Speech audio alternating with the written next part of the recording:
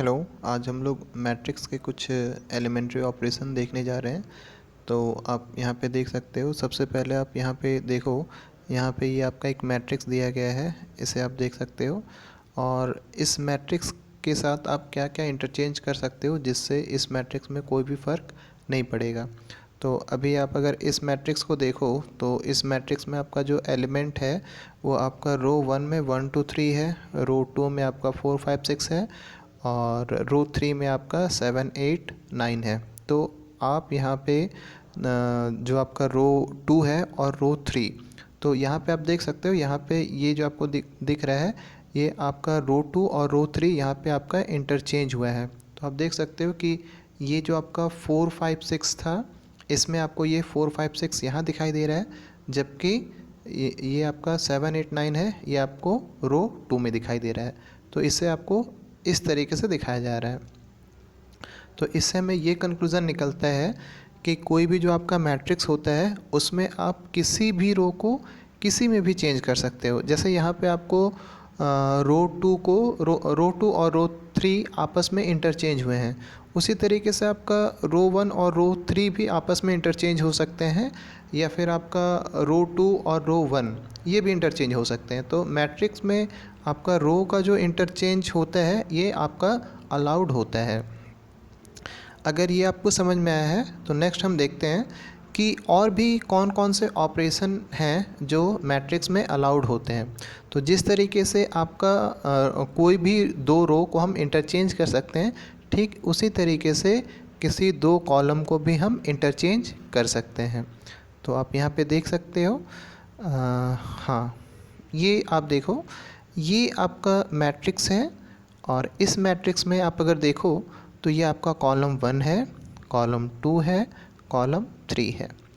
आप अगर इस मैट्रिक्स को देखो और अगर इस मैट्रिक्स को देखो तो आपका हुआ क्या है कि ये वाला जो कॉलम था ये यहाँ आ गया है और ये वाला कॉलम जो है वो यहाँ आ चुका है।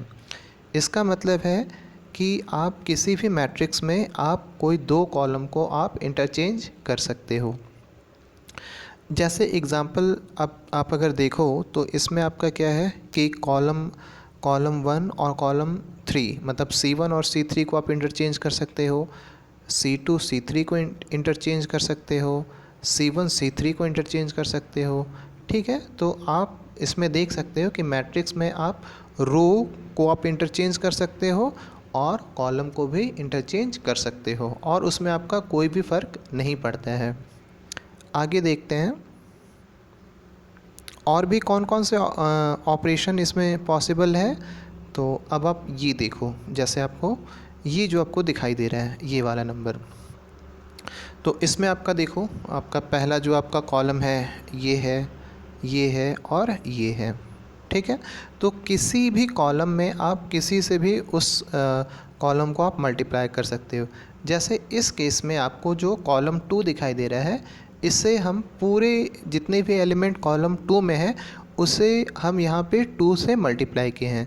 तो अगर इसे 2 से मल्टीप्लाई कर दें तो 2 2 जा 4, 5 2 जा 10 और 8 2 जा 16, ये आ जाएगा।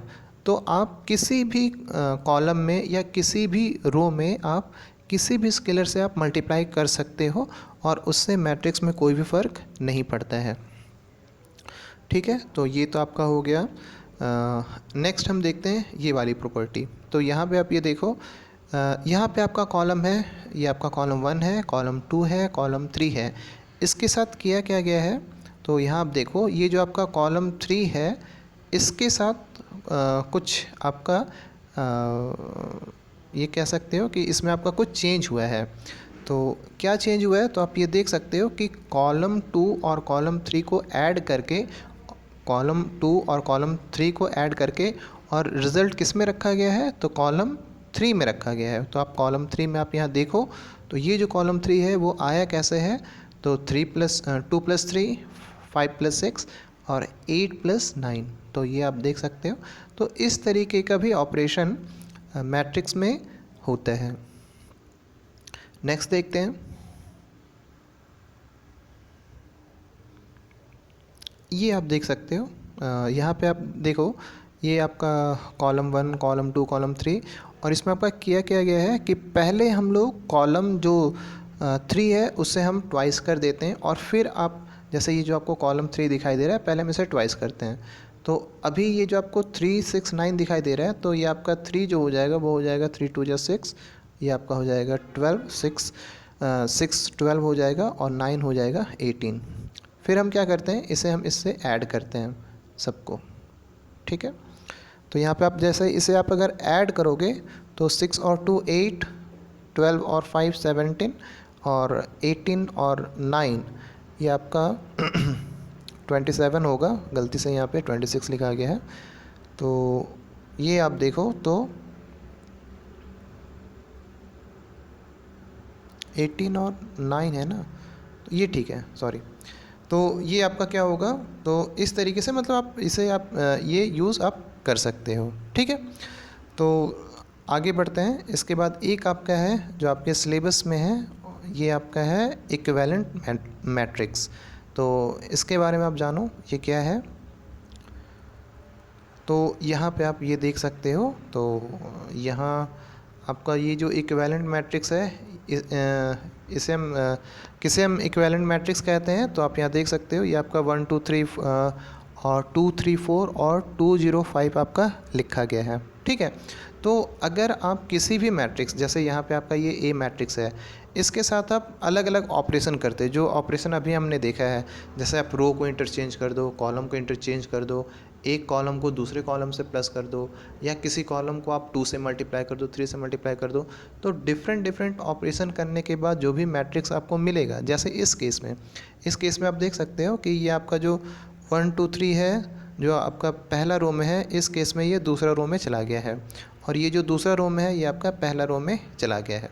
तो एक तो आपका ऑपरेशन यहाँ पे ये हुआ है। फिर इसमें आप देखो, अगर इस केस में आप देखो तो आपको क्या किया गया है, ये जो आपका तीसरा कॉलम है इसमें आपको 2 से मल्टीप्लाई दिख रहा होगा।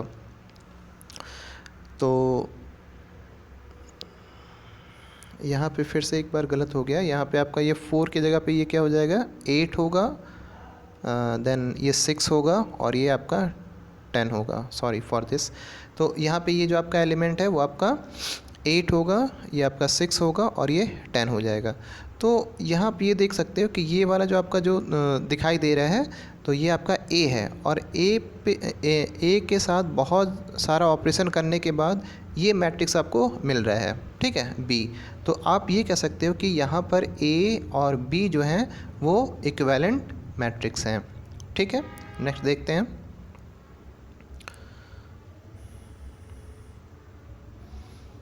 इक्विवेलेंट मैट्रिक्स के बाद आपका आता है एलिमेंट्री मैट्रिक्स। तो एलिमेंट्री मैट्रिक्स आपका क्या है, तो इसमें आपको ध्यान देना है कि एलिमेंट्री मैट्रिक्स आपका हमेशा आइडेंटिटी मैट्रिक्स के साथ होता है, और आइडेंटिटी मैट्रिक्स के साथ आपको नंबर ऑफ ऑपरेशन भी आपका सिंगल होना चाहिए। मतलब आइडेंटिटी मैट्रिक्स के साथ जब आप सिंगल ऑपरेशन करते हो तो जो रिज़ल्ट आपको मिलेगा वो आपको मिलेगा एलिमेंट्री मैट्रिक्स। जैसे यहाँ पे ये आपका आई दिया गया है, इसके साथ आपने क्या किया है, यहाँ का जो कॉलम 1 है उससे आपने 2 से मल्टीप्लाई कर दिया। तो आपने अगर यहाँ पे अगर 2 से आप अगर मल्टीप्लाई करोगे तो 1 2 जा 2 और 0 2 जा 0। तो ये आपको इस तरीके से दिखाई दे रहा है। तो अगर मान लेते हैं कि ये जो आपका मैट्रिक्स है इसे हम अगर ए मान लें, तो आप यहाँ पे ये कह सकते हो कि आई और ए जो है, ठीक है, आई से जो आपको ए मिला है, तो ए को आप कह सकते हो कि ए जो है वो आपका एलिमेंट्री मैट्रिक्स है। नेक्स्ट, इस पे जो आपका इन्वर्टिबल मैट्रिक्स है ये ज़्यादा इम्पॉर्टेंट है। तो यहाँ पे आप ये देख सकते हो, तो यहाँ पे ये ए मैट्रिक्स दिया गया है और ये बी मैट्रिक्स है। तो यहाँ पे हम ये चेक कर रहे हैं कि ए और बी एक दूसरे के वो इन्वर्स हैं या नहीं, ठीक है। और ए और बी एक दूसरे के इन्वर्स ये है या नहीं, ये आपको तब पता चलेगा जब आप ए और बी को आपस में मल्टीप्लाई कर दो। अगर मल्टीप्लाई करने से अगर आइडेंटिटी मैट्रिक्स आता है तो हम ये कह सकते हैं कि ए बी का इन्वर्स है और बी ए का इन्वर्स है, ठीक है। तो यहाँ पे हम लोग चेक कर लेते हैं। तो सबसे पहले हम लोग क्या करते हैं, ए और बी को मल्टीप्लाई करते हैं। तो यहाँ पे ये देखो, ये आपका ए है, ये बी है, ठीक है। तो अभी आप ये देखो मल्टीप्लिकेशन आपको आता है। मल्टीप्लिकेशन आप जैसे ही करोगे तो यहाँ पे आप ये देख सकते हो कि ए इंटू बी का रिज़ल्ट क्या आ गया, आइडेंटिटी मैट्रिक्स आ चुका है। ठीक है, नेक्स्ट आप अगर बी ए करो तो यहाँ आप देख सकते हो ये आपका है बी ए। तो यहाँ ये जो बी ए आपको दिखाई दे रहा है ये आपका बी है, ये ए है, इसे भी आप सॉल्व करोगे तो यहाँ पे आपका देखो ये आपका आइडेंटिटी मैट्रिक्स आ चुका है। ठीक है, तो अगर ए बी और बी ए दोनों ही आपके आइडेंटिटी मैट्रिक्स दे रहे हैं तो यहाँ पे आप ये कह सकते हो कि यहाँ पे आप देखो लिखा भी हुआ है कि ये आपका ए बी है, ये बी ए है, और दोनों ही आप क्या दे रहे हैं, तो आई दे रहे हैं। आई मतलब आइडेंटिटी मैट्रिक्स। इसका मतलब है कि ए आपका इन्वर्टिबल होगा। इसका मतलब ये है कि ए इन्वर्स का जो वैल्यू होगा वो बी होगा और बी इन्वर्स का वैल्यू क्या होगा, ए होगा। और यहाँ पे आपको एक चीज़ ध्यान देना है कि कोई भी आपका रेक्टेंगुलर मैट्रिक्स जो होगा वो कभी भी इन्वर्टिबल नहीं होगा। तो इन्वर्टिबल होने के लिए हमेशा कोई भी मैट्रिक्स जो होगा वो इन्वर्टिबल होने के लिए उसे स्क्वायर मैट्रिक्स होना ज़रूरी है, अदरवाइज़ वो स्क्वायर मैट्रिक्स नहीं हो पाएगा। अब इतना जब कॉन्सेप्ट हमने जान लिया है तो अब हम लोग कुछ एग्ज़ाम्पल देखते हैं जिससे हमें पता चलेगा कि हम कैसे किसी मैट्रिक्स का इन्वर्स निकालते हैं। हालांकि जब इसके बाद जो आपका डिटर्मिनेंट है उसे जब आप सीख जाओगे तो ए इन्वर्स निकालना काफ़ी ज़्यादा आसान होता है। बट मैंने अभी आपको डिटर्मिनेंट पढ़ाया नहीं है, तो जो भी मेथड है ये थोड़ा लिटिल बिट उससे टफ़ है। तो अभी आपको ये मेथड से ए इन्वर्स निकालना है और जब आप डिटरमिनेंट सीख लोगे तो वहाँ पे आप ए इन्वर्स आप डिटरमिनेंट मेथड से निकाल सकते हो। तो फ़िलहाल हम लोग अभी जो ए इन्वर्स है हम लोग मैट्रिक्स मेथड से ही निकालते हैं। तो जब भी आप किसी भी मैट्रिक्स का अगर आप इन्वर्स निकालो तो उसके लिए आपको दो मेथड होता है। ठीक है, तो वो दो मेथड क्या है, एक आपका एलिमेंट्री रो ट्रांसफॉर्मेशन है और दूसरा आपका है एलिमेंट्री कॉलम ट्रांसफॉर्मेशन। ठीक है, तो अभी आप ये देख सकते हो कि यहाँ पे आपका दिया गया है ये जो मैट्रिक्स आपको दिखाई दे रहा है वो ये है। ठीक है, तो अभी आपको क्या करना है कि इसका इन्वर्स आपको फाइंड करना है। तो इसे मान लेते हैं कि ये आपका ए है। ठीक है, तो अगर आपने यहाँ पर अगर रो ट्रांसफॉर्मेशन अगर लगाया है, ठीक है, रो ट्रांसफॉर्मेशन जब भी आप लगाओगे तो वो आपका हो जाएगा A is equal to I A. But अगर कॉलम ट्रांसफॉर्मेशन लगाया है तब आप ए को लिखोगे ए इंटू आई। ठीक है, तो ज़्यादा अंतर नहीं है, बस आप ये देखो जब आपका रो होगा तो यहाँ आई इंटू ए होगा, अगर कॉलम ट्रांसफॉर्मेशन होगा तो वहाँ पे A is equal to A into I होगा। तो इस जगह पे आपका रो, चूँकि आपका यहाँ पे रो ट्रांसफॉर्मेशन लगाया गया है तो यहाँ पे ये जो फॉर्मूला होगा वो ए इज़ इक्वल टू आई ए होगा। तो अभी हम लोग देखते हैं अभी हम लोग इसे कैसे इसका ए इन्वर्स हम निकालेंगे। तो सबसे पहले आप ये देखो, ये आपका ए जो दिया गया था तो ये आपने ए लिख दिया है। फिर आपका ये जो है ये आई, इसे हमने आई लिखा है और ये आपका ए है। अब हमारा मेन एम क्या है कि ये वाला जो चीज़ है ना इसे हमें आइडेंटिटी मैट्रिक्स दिखाना होगा। मीन्स कि ये वाला जो चीज़ है इसे आप किसी भी तरीके से जैसे भी आपको आता है उस तरीके से आपको क्या करना है, इसे आपको ये आपको आइडेंटिटी मैट्रिक्स इस तरीके से दिखाना होगा। ठीक है, जो भी ऑपरेशन आप कर सकते हो। तो अभी आप ये देखो, तो हम लोग थोड़ा सा आगे बढ़ते हैं और यहाँ आप ये जैसे आपको जो दिखाई दे रहे हैं तो ये सबसे पहले ये आपका मैट्रिक्स दिखाई दे रहा है, ये दिखाई दे रहा है। तो सबसे पहले आप ये देखो, अगर यहाँ पे अगर 1 0 और यहाँ पर 0 और 1 अगर आपको करना है तो सबसे पहले आपको क्या करना पड़ेगा, इस 2 को आपको सबसे पहले इसे 1 में आप कन्वर्ट करो। ठीक है, तो 1 में आप कन्वर्ट करने के लिए क्या करना पड़ेगा, तो अभी आप ये देखो ये जो 2 का पोजीशन है वो कहाँ पर है, तो ये आपका रो 1 में है। तो रो 1 में आप ऐसा करो कि सपोज़ कि आप अगर 2 में अगर 1 माइनस करो, ठीक है, 2 में आप अगर 1 माइनस करो तो आपका ये क्या आ जाएगा, 1 आ जाएगा, है ना।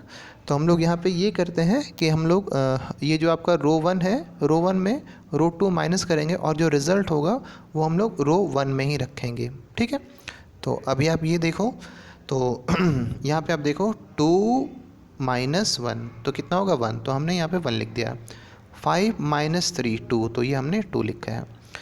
अब ये चीज़ इधर भी अप्लाई होगा, ठीक है। तो यहाँ पे आप ये देखो, तो सबसे पहले आपका ये दिया गया है 1 माइनस 0 तो 1, और 0 माइनस 1 तो -1, तो ये हमने यहाँ पे लिखा है। अब रो 2 के साथ हमें कुछ भी नहीं करना है, रो 2 जैसे है वैसा ही रहेगा, ठीक है, ये आप देख सकते हो, ठीक है। अब हम लोग आगे बढ़ते हैं। तो अब हम लोग क्या देख रहे हैं कि ये आपका जो 1 0 0 1 था, इसमें हमने 1 अचीव कर लिया है, ठीक है।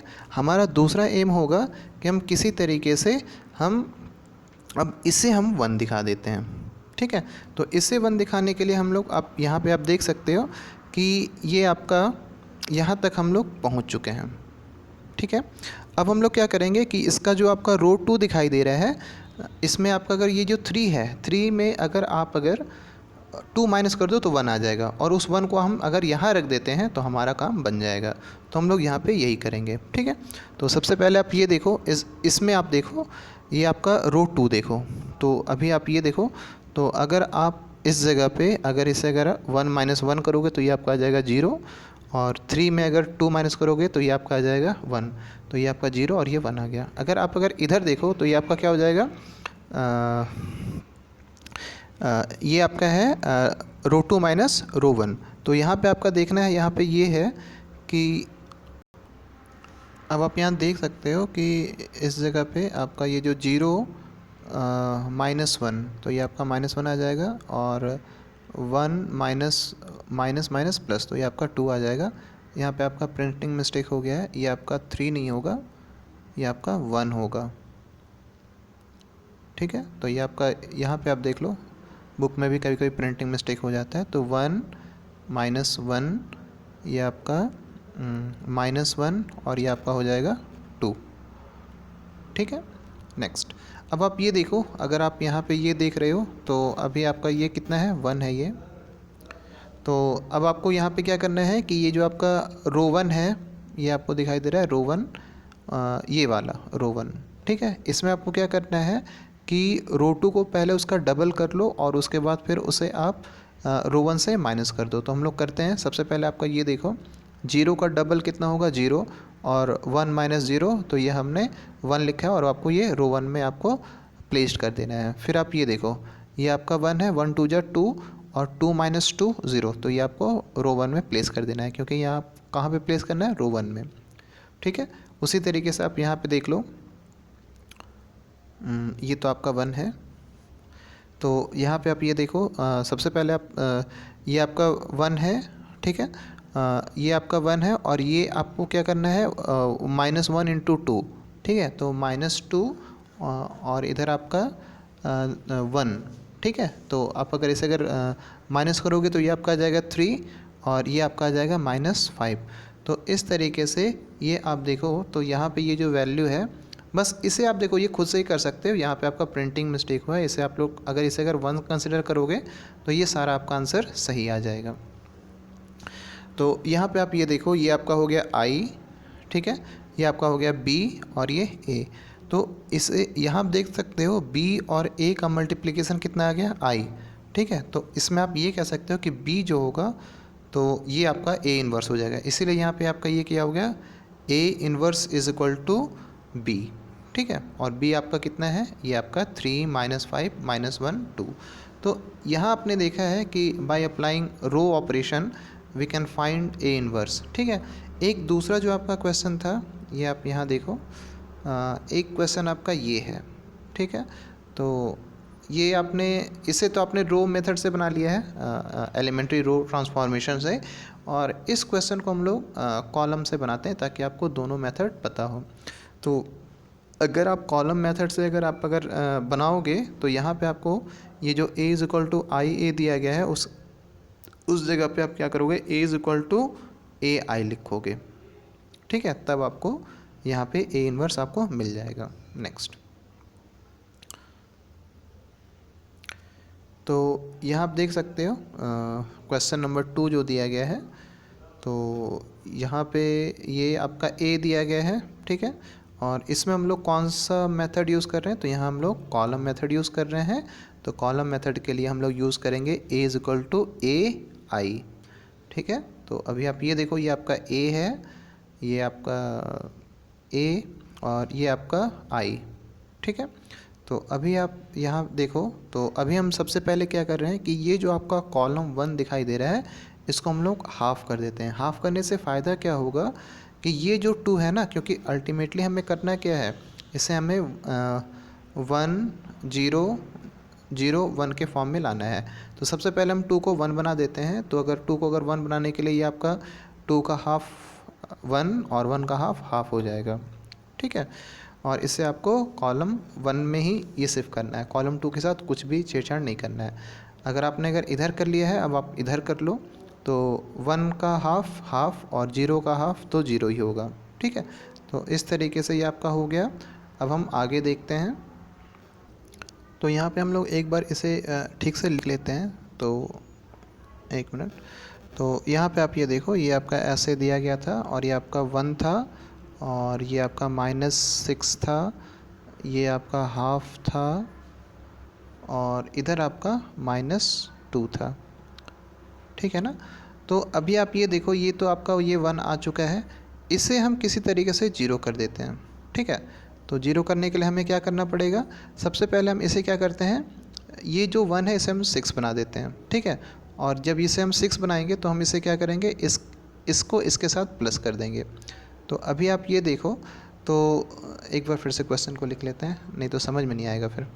ये आपका 1 था, ये आपका -6 था, ये आपका हाफ था और ये आपका -2 था, ठीक है। तो अभी आपको क्या करना है, सबसे पहले आपका ये जो कॉलम आपको दिखाई दे रहा है इसे आप पहले 6 से मल्टीप्लाई कर दो। उससे होगा क्या कि ये आपका हो जाएगा 1 × 6 6 और ये आपका हो जाएगा हाफ × 6 मतलब 3, ठीक है। तो अभी आप इसके 1 की जगह पे आप इसे आप 6 लिख सकते हो और ये आपका हो जाएगा 3। अब हम क्या करेंगे, इसे हम यहाँ पर इन दोनों को हम लोग ऐड करते हैं। तो 6 - 6 0 और रखना किस में है, इसमें रखना है, ठीक है। तो ये आपका हो जाएगा 0, तो ये आपको 0 दिखाई दे रहा होगा, है ना। और ये आपका 3 है और 3 में 2 आप माइनस करोगे तो ये 1 आ जाएगा। तो आई होप ये आपको समझ में आया होगा। और सेम सिचुएशन आप जैसे अगर इसके बाद वाला आपने देखा होगा कि इज़ इक्वल टू ये आपका a होगा और a के बाद जो मल्टीप्लाई वाला जो टर्म था वो आपका था हाफ 0 0 1, ये था, है ना। तो अगर आप इसमें भी आप अगर सेम प्रोसीजर करोगे तो सबसे पहले आप इसे अगर 6 से मल्टीप्लाई करोगे तो ये आपका हो जाएगा 3, है ना। तो और ये आपका हो जाएगा 0। तो इसे आप सॉल्व करोगे तो ये आपका इस तरीके से ये आ जाएगा, ठीक है। अब आप नेक्स्ट आप यहाँ देखो कि अभी आप ये देखो, इसमें अब आपको यहाँ पे आप थोड़ा ध्यान से देखो, तो अगर आप इसे किसी तरीके से अगर 0 बना दोगे तो फिर हमारा ये फॉर्म में ये आ जाएगा और यही फॉर्म हम चाहते हैं। तो इसके लिए आपको करना क्या पड़ेगा, तो यहाँ आप देख सकते हो, सबसे पहले आपका ये जो कॉलम 1 आपको दिखाई दे रहा है और जो आपका कॉलम 2 दिखाई दे रहा है, तो कॉलम 2 को आप सबसे पहले हाफ़ कर लो, ठीक है।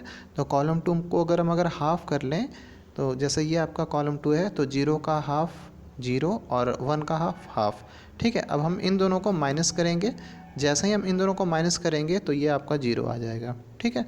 तो अब भी आप देखो, अल्टीमेटली आपने ये फॉर्म इसे यूज़ कर लिया है और ये आपका a है और यही चीज़ आपने जो यूज़ किया है, जो कॉलम 1 को कॉलम 2 से आपने माइनस किया था हाफ़ करके, तो आपका ये इस तरीके से रिज़ल्ट आ जाएगा, ठीक है।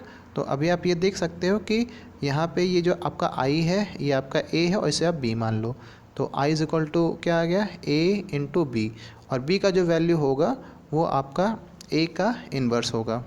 तो यहाँ आप देख सकते हो कि आपका a का जो इन्वर्स है वो क्या आ गया, b आ गया, और b का वैल्यू आपका है -1 3 -हाफ एंड 1, ठीक है। तो इस तरीके से जो भी इन्वर्स आपका जो चैप्टर है, इसके जो कुछ भी क्वेश्चन है वो मैं आपको अभी पेज में आपको दे दूंगा, या फिर PDF के फॉर्म में या फिर JPG के फॉर्म में इसे आप बनाना।